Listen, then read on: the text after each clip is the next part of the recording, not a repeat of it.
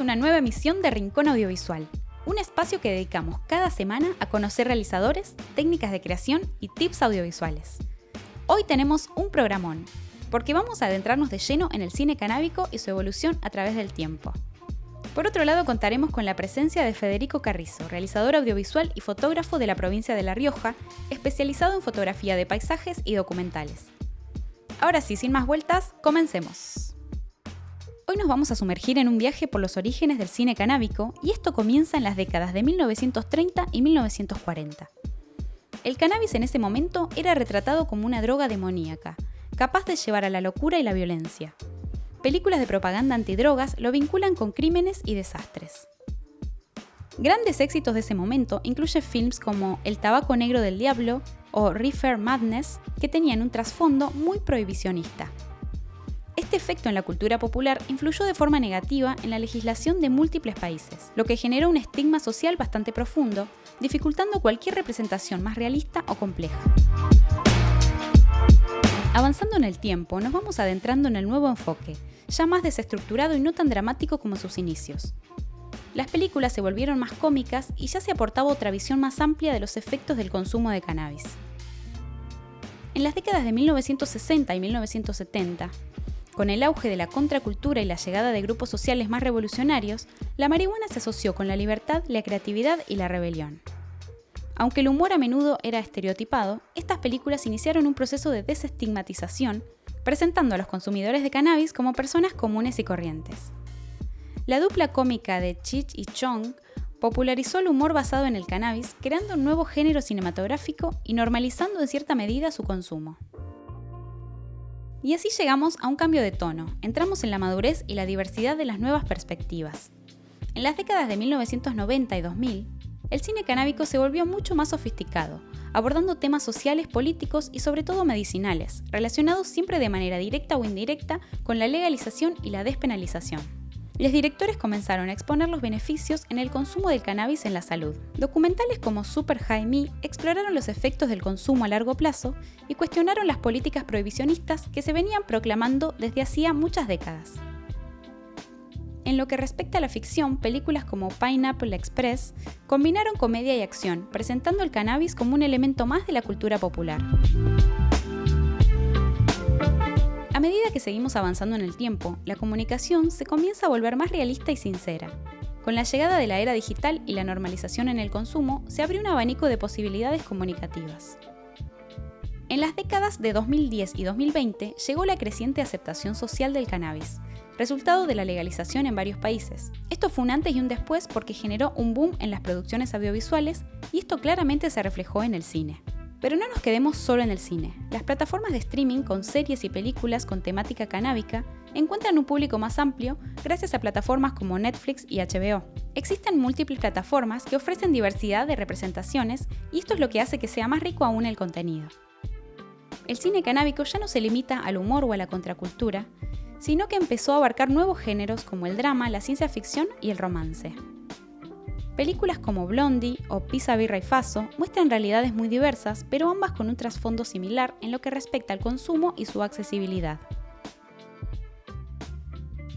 En gran porcentaje estos cambios se dieron gracias al avance de las nuevas tecnologías, ya que la sociedad comenzó a tener más acceso a la información con Internet. Por otro lado, las redes sociales han permitido que la gente se informe sobre los beneficios medicinales del cannabis y los efectos de la prohibición. El cine canábico ha jugado un papel importantísimo en la lucha por la legalización, al humanizar a los consumidores y mostrar los beneficios económicos y sociales de una regulación más flexible, y sobre todo, cómo el cannabis ayuda a mejorar la calidad de vida de las personas que lo consumen. En cuanto a las producciones audiovisuales, las nuevas tecnologías han permitido crear efectos visuales y sonoros más realistas y envolventes, enriqueciendo la experiencia cinematográfica y acercando de esta forma producciones que no solo nos aportan información a nivel de nuestra salud, sino que también nos acercan otras realidades. El avance masivo en la industria cinematográfica trajo consigo la creación de festivales audiovisuales pura y exclusivamente creados para compartir cine canábicos. El más conocido es el FIC, Festival Internacional de Cine Canábico, previsto para realizarse en nuestro país en febrero del 2025. Ahora sí, hemos llegado al final de este primer bloque, pero quédense cerquita que ya seguimos. Acá estamos en el segundo bloque de Rincón Audiovisual y como les comentamos al principio de este programa, hoy contamos con la participación de Federico Carrizo, realizador audiovisual y fotógrafo de la provincia de La Rioja. Sin más vueltas, dejamos que él se presente. Bueno, me presento. ¿Cómo les va? ¿Qué tal? Mi nombre es Carrizo Federico. Mi nombre completo es Carrizo Castillo Facundo Federico. Soy artista de la fotografía y la realización audiovisual. Soy riojano, nací en Chilecito. Me formé en la Facultad de Córdoba y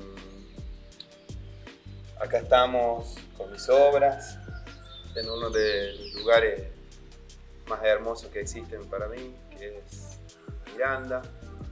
Les cuento que yo empecé a estudiar en el 2010 la carrera de cine y televisión en la Universidad Nacional de Córdoba. Mi viejo siempre fue alguien que sacó fotos, hay cuadros de él en mi casa de sus fotos de montaña, de sus viajes, pero algo ya venía por ahí. Tenía un tío abuelo también, que cada vez que venía de Buenos Aires nos hacía posar y yo lo veía que él usaba diferentes aparatos para hacer una foto, eso me llamaba mucho la atención.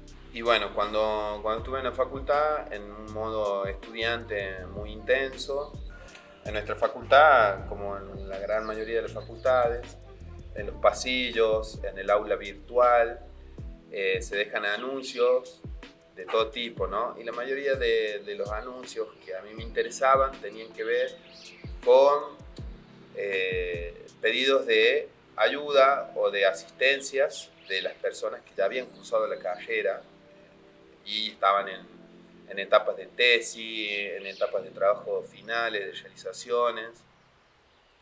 Entré al aula, me puse a ver qué podía hacer, en qué trabajo me podía meter, a aprender.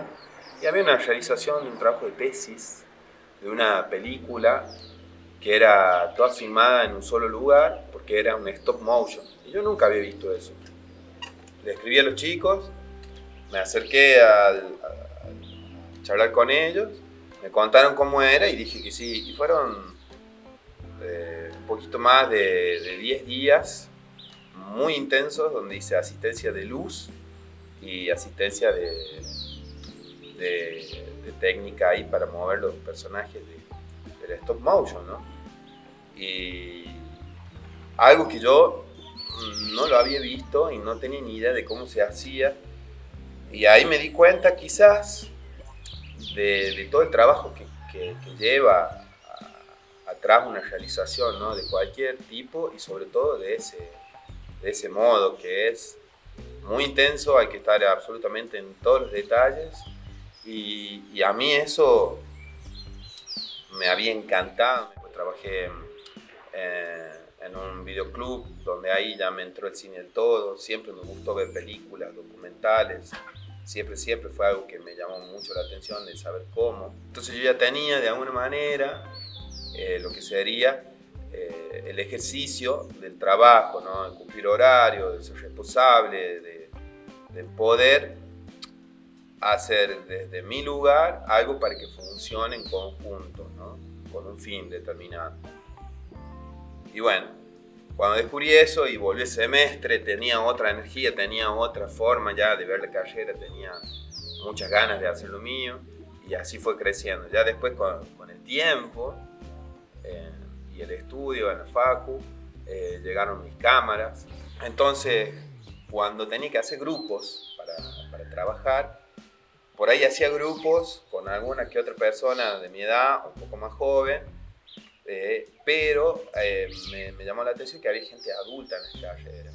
Y bueno, una de esas personas fue una especie de mentora para mí, que se llama Gabriela Barrio Nuevo, que si está viendo esto, le mando un gran abrazo, una artista referente de Córdoba.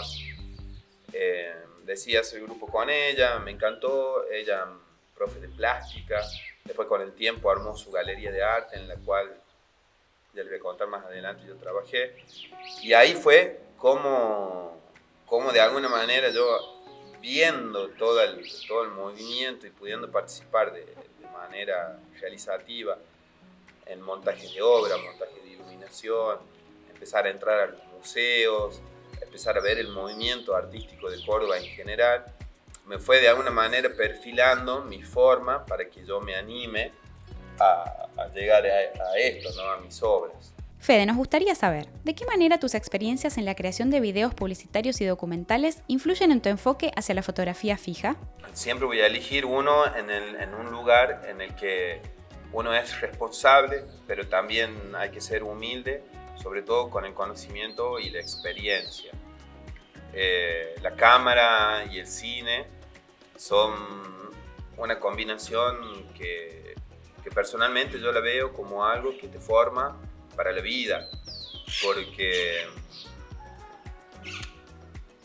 nunca tenés la certeza de cómo va a ser. Siempre tenés que superar diferentes retos, eventos, situaciones para llegar a la foto, para llegar al video, para llegar a la escena, para llegar a un personaje, para llegar a un documental.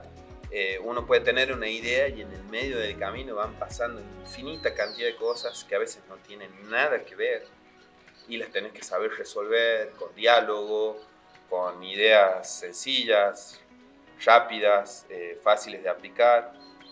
Entonces yo considero que mi influencia en la forma de trabajar y de llevarla, digamos, al arte, de lo que hago, está como viva, digo yo que está vivo, ¿viste? Hay momentos en los que está totalmente a tope el desarrollo, hay momentos en los que no. Creo que si muchos de los artistas tuviéramos, aunque sea una formación sencilla pero buena sobre economía, nos saltearíamos, no es saltearíamos, pero mejoraríamos un montón nuestras formas de producir y nuestras formas de llegar a nuestros objetivos, ¿no? Entonces, por ahí tener en claro cómo es la forma de la publicidad, por los otros laburos que tuve, y de cómo se relaciona un producto, cómo ve el público en general un producto y cómo ve en general los artistas, les artistas, un producto, ¿viste? Artístico, es todo un tema. Hay un gran desafío ahí en donde uno en algún momento tiene que tomar una decisión, de decir, che, bueno, esta es mi obra de arte, este es mi trabajo, pero lo más importante para que esto se desarrolle y yo pueda comprar comida, comprar un viaje, comprarme una casa, comprarme un auto, desarrollar mi economía, lo tengo que ver como un producto. Nos vamos a un corte, pero no se muevan que ya seguimos con más Rincón Audiovisual. Acá llegamos al último bloque de este programón y ahora vamos a seguir conversando con Fede Carrizo, fotógrafo y realizador audiovisual. Fede, sabemos que tenés 3 series fotográficas muy distintas: Ventanas Eternas, Plásticas del Río Amarillo y Postales Riojanas. ¿Podrías contarnos cuál nace primera y qué te inspiró crearla? Con el tiempo yo me fui dando cuenta de que quería hacer no una sola cosa, pero varias. Pues la cámara te lo permite si lo sabes usar. Entonces decidí como cubrir todos los puntos o las líneas de venta que uno puede conquistar.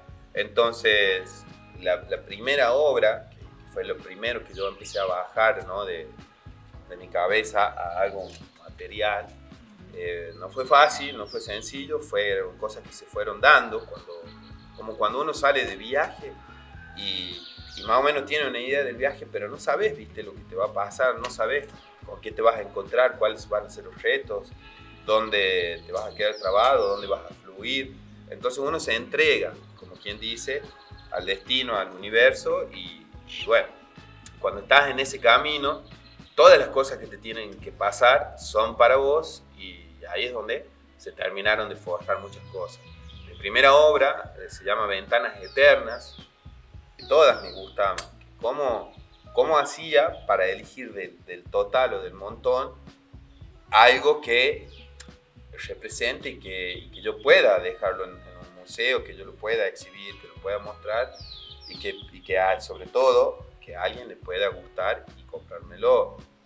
Empezá por lo que más te gusta o por lo que más tengas. Entonces cuando me senté a revisar todas las fotos que venía sacando, que no hacía mucho que tenía cámara y que sacaba fotos, estaba aprendiendo, me di cuenta que lo que más tenía era paisaje. Entonces, naturalmente, yo me fui haciendo fotógrafo de paisajes, porque eso ya también venía desde lo que a mí siempre me gustó, que son las pinturas.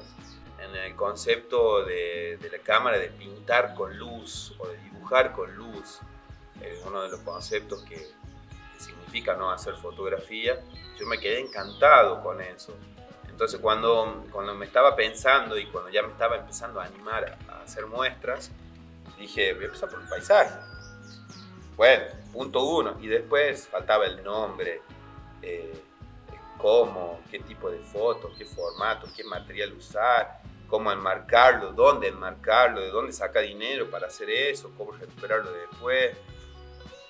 Fueron pasando muchas etapas y situaciones, y como les contaba, en donde cada cosa que te pasa o cada persona que te encontrás o situación que tenés que transitar es una enseñanza para conquistar tu meta, para llegar a la cima de tu meta, de tu montaña. Entonces, Ventanas Eternas es como el principio de lo que viene siendo mi carrera como fotógrafo que hace muestras, ¿no? Entonces, Ventanas Eternas termina siendo un concepto fotográfico en donde yo muestro y demuestro los paisajes que por ahí pueden ser muy cotidianos para alguien de La Rioja, y bueno, es muy importante eso porque las Ventanas Eternas terminan siendo una especie de invitación cordial y artística a que la gente conozca los paisajes de La Rioja. Ya para ir cerrando, nos gustaría que nos cuentes un poco sobre el documental en el que estás trabajando, que se titula bajo el nombre La búsqueda de volver a las plantas. Contanos un poco sobre este documental y qué te inspiró a ir por este camino. De estudiante y de realizador, tuve la fortuna y la bendición de poder participar en varios documentales.